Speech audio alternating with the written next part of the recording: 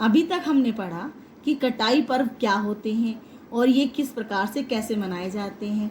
इन पर ये फसल के आधार पर विभिन्न त्यौहार मनाए जाते हैं। अब हम आगे पढ़ेंगे भंडारण। भंडारण किसे कहते हैं?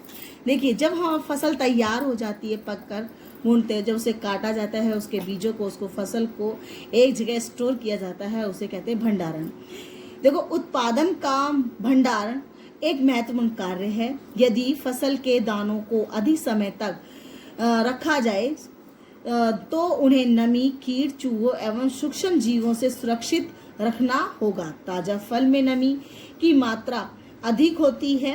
यदि फल के दानों, बीजों को सुरक्षित बिना भंडारित किया जाए तो उनके खराब होने की चांस या खराब होने की अवधि ज़्यादा होती है। जीवों द्वारा आक्रमण से वे अंकुरण के लिए अनुपयोगी हो जाते हैं।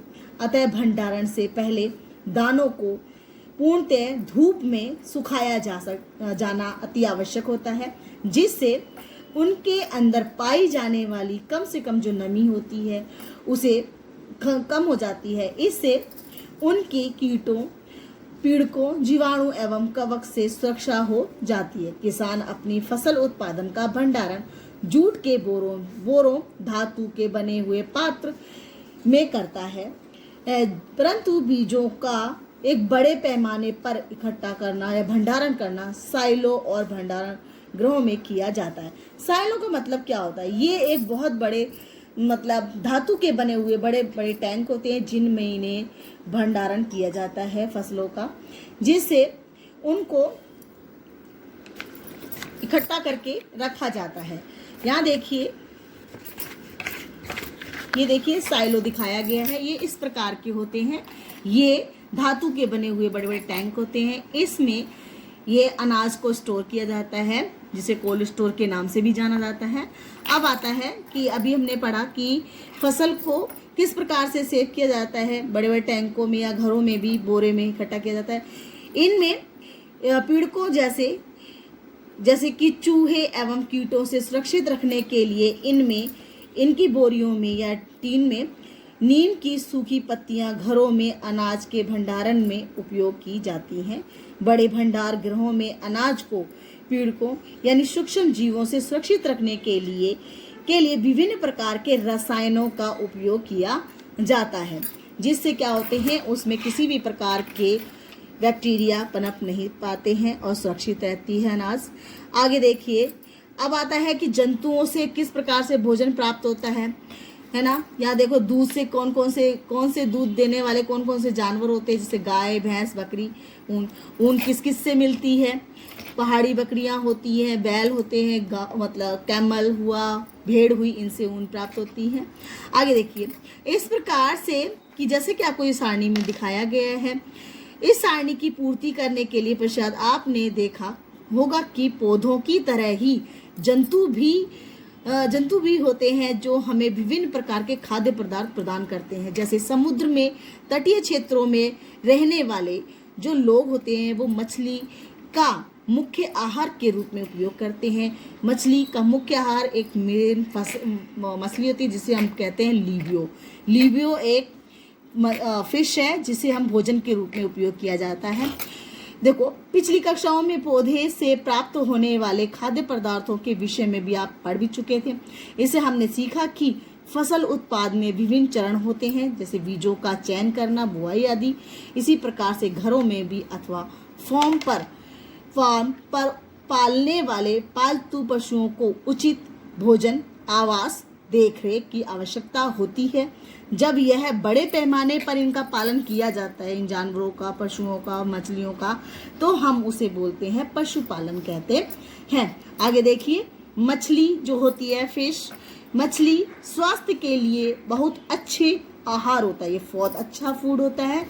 इसके हमें मछली के कॉड लीवर तेल मिलता है। मतलब मछली से हमें कौन सा ऑयल मिलता है? कॉड लीवर ऑयल मिलता है, जिसमें विटामिन डी की मात्रा बहुत अधिक होती है। यहाँ पे देखिए, ये क्या है, आपने क्या सीखा अभी तक? ये पूरे चैप्टर का एक सार है, मतलब पूरा सारांश है, जैसा कि आप पीछे भी पढ़ चुके हैं। यहाँ देखिए, कुछ पॉइंट ऐसे दिए गए हैं, आप अपनी बढ़ती हुई जनसंख्या को भोजन प्रदान करने के लिए हमें विशिष्ट कृषि पद्धतियों को अपनाना होता है। दूसरा पॉइंट देखिए, किसी स्थान पर उगाए जाने वाले एक ही प्रकार के पौधों को फसल कहते हैं। क्या है? फसल किसे कहते हैं? भारत में फसलों को ऋतु के आधार पर 2 ही वर्गों में बांटा गया है, जिसे रबी और खरीफ की फसल कहते हैं। जुताई करने, मिट्टी तैयार करना और उससे समतल करना, इस कार्य के लिए पाटल एवं उसका उपयोग किया जाता है। बीजों के उचित गहराई पर बोना तथा उसके बीच उचित दूरी डिस्टेंस रखना एक अच्छी फसल उत्पादन का एक साधन है। यहाँ देखो, बीजों की अच्छी किस्म का चयन करना, स्वस्थ बीजों का चयन करके बोना, सीड ड्रिल की सहायता से बुआई की जाती है। इससे क्या होती है? फसल बहुत अच्छी और उत्तम होती है। मिट्टी में पोषक तत्वों की समृद्धि मतलब वृद्धि, पूर्ण पूर्ति की आवश्यकता होती है, जिसे कार्बनिक खाद, उर्वरक खाद से इस कमी को पूरा किया जाता है। फसलों की नमी किस्मों के आने से रासायनिक उर्वरक को उपयोग में वृद्धि बहुत अधिक हो जाती है। उचित समय एवं अंतराल पर फसल को जल देना सिंचाई ही कहलाता है। क्वेश्चन आता है, सिंचाई क्या कहते हैं? सिंचाई इसे कहते हैं बेटा। आगे, निराई की अवांछनीय मतलब खरपतवार एवं बिना उग जाने वाले पौधों को हटाया जाता है, जिन्हें हम खरपतवार कहते हैं। खरपतवार एक्स्ट्रा फसल कहलाती है। कटाई का अर्थ होता है पकी हुई फसल को हाथों या मशीनों से काटना, जिसे हम क्या कहते हैं? कटाई कहते हैं। दानों को भूसे से अलग करना थ्रेसिंग कहलाता है।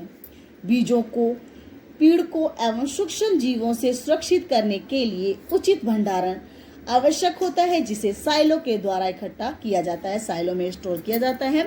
अब आता है पशुपालन, जैसे कि हम अभी पढ़ भी चुके थे। पशुपालन कर खाद की पदार्थ प्राप्त किया जाता है, जिन्हें हम पशुपालन भी कहते हैं। इस प्रकार से आज ये हमारा चैप्टर